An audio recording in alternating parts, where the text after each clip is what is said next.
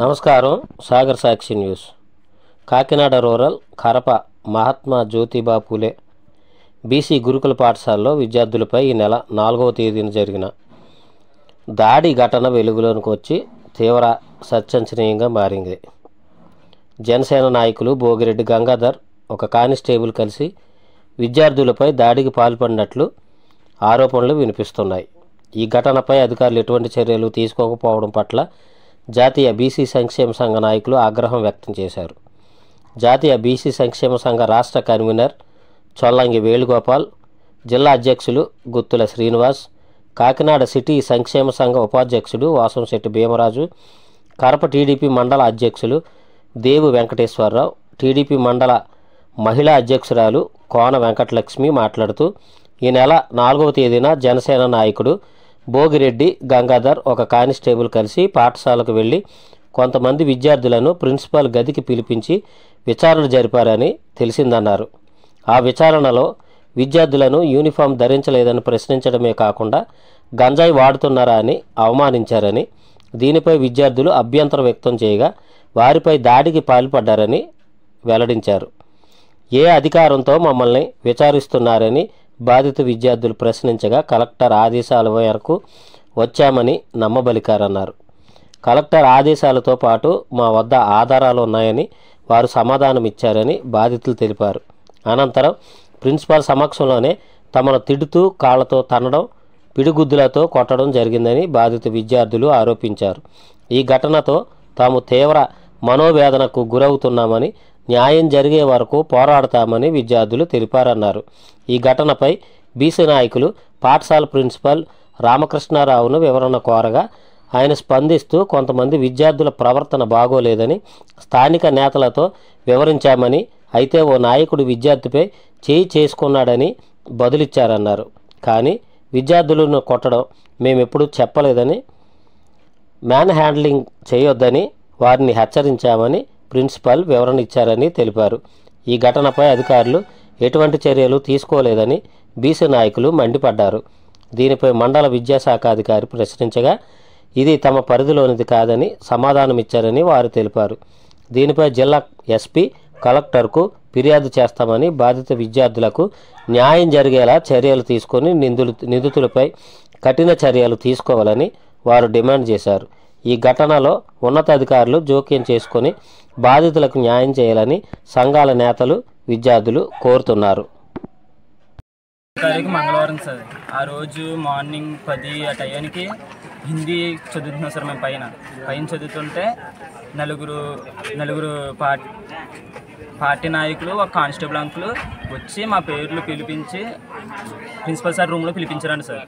పిలిపిస్తే మేము వెళ్ళాం సార్. మేము వెళ్తే అక్కడ రాజకీయ నాయకుడు గంగాధర్ అంకులు ఏం జరిగిందని నీ ప్రాబ్లం ఏంటని అడుగుతుంటే, సార్ ఇప్పుడు ఏం చేశారు సార్, ఇప్పుడు మమ్మల్ని ఎందుకు పిలిపించారు అని అడిగితే దానికి సమాధానం చెప్పకుండా పక్కన ఉన్న కానిస్టేబుల్ అంకులు దోడమే కొట్టేశారు సార్.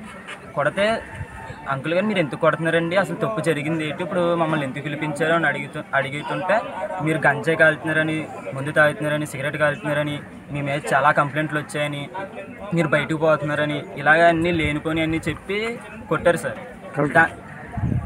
దానికి అసలు మా పేర్లు మీ దగ్గరికి ఎలా వచ్చేసారంటే, మేము కలెక్టర్ దగ్గర నుంచి వచ్చాము, మేము కలెక్టర్ దగ్గర నుంచి మాకు పేర్లు వచ్చాయి, అందుకే మేము వచ్చాము అని చెప్పి వెళ్ళిపోయారు సార్.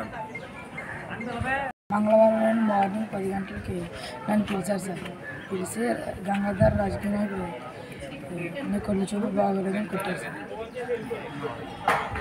వాళ్ళ నాయకులు, లోకల్ నాయకులు అప్పుడప్పుడు మా స్కూల్ని విజిట్ చేస్తుంటారు సార్. అలాగే వచ్చారు. వాళ్ళకి ఇలాగ కొంచెం పాడు చేస్తున్నారు సార్, పాడు చేయదని నేనే రిక్వెస్ట్ చేశాను. చెప్పండి సార్ అంటే వాళ్ళు మేము చెప్తామండి అన్నారు. అలా చెప్పడం జరిగింది. చెప్పడం చేయడంలో ఒక స్టూడెంట్ మీద చేయి చేసుకోవడం జరిగింది. దానికి నేను వాళ్ళకి కూడా చెప్పాను, పిల్లల్ని కొట్టే అధికారం మీకు లేదు అని గట్టిగా సీరియస్ అవ్వాల్సింది సార్. అది జరిగింది. వాళ్ళు వెంటనే ఇమ్మీడియట్గా పంపించడం కూడా జరిగింది. పుట్టించలేదు, వాళ్ళే అన్ఎక్స్పెక్టెడ్గా చేసుకోవడం జరిగింది అంతే.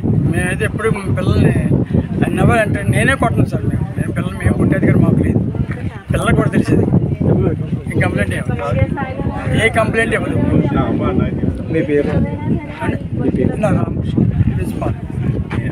ఈరోజు కరప మండలం గురుకుల పాఠశాలకి రావడం జరిగింది.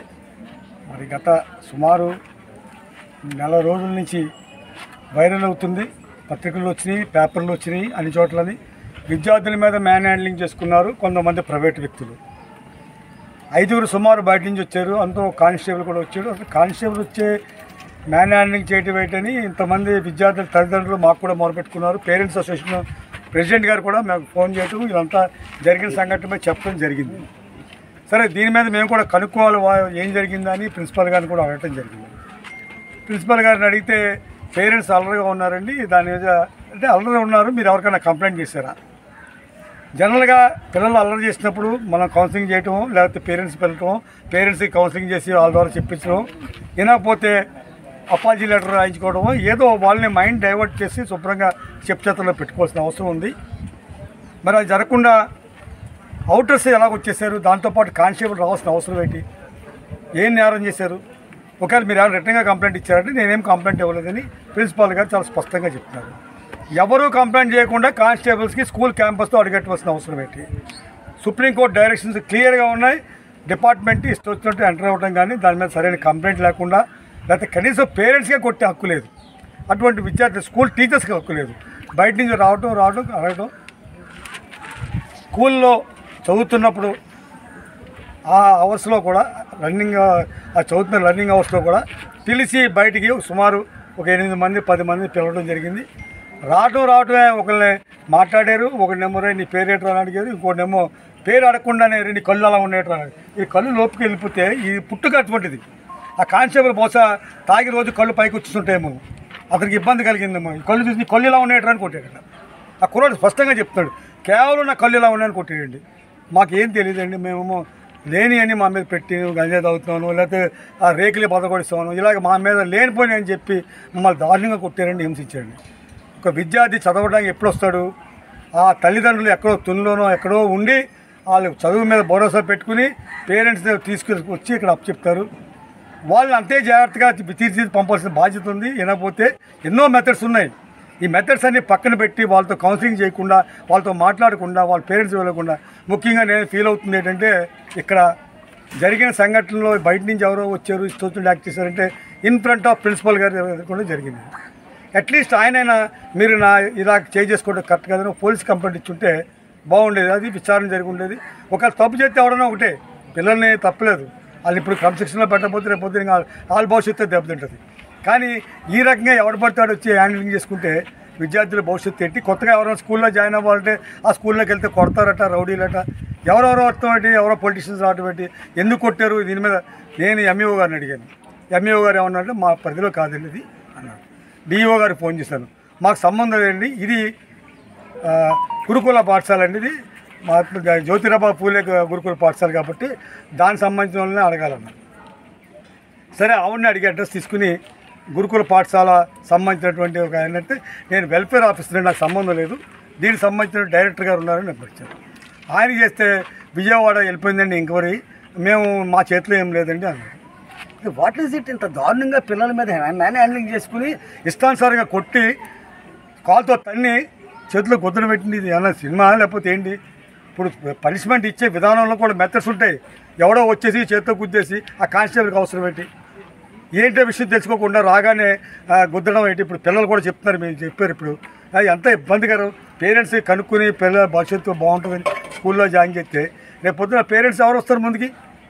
ఇప్పుడే డ్రాప్ అవుటర్స్ ఎక్కువ, 10th ఆగిపోతుంది. ఎస్సీబీసీల్లో విద్యార్థులు ముందుకు వెళ్ళిపోరు. ఎందుకంటే మన ఫైనాన్షియల్ రీత్యా కానీ ఆర్థిక పరిస్థితులను బట్టి, లేకపోతే విద్యకి ఎక్కువ చదువులు చదివే అవకాశం లేక డ్రాప్ అవుటర్స్ ఎక్కువగా ఉన్నారు.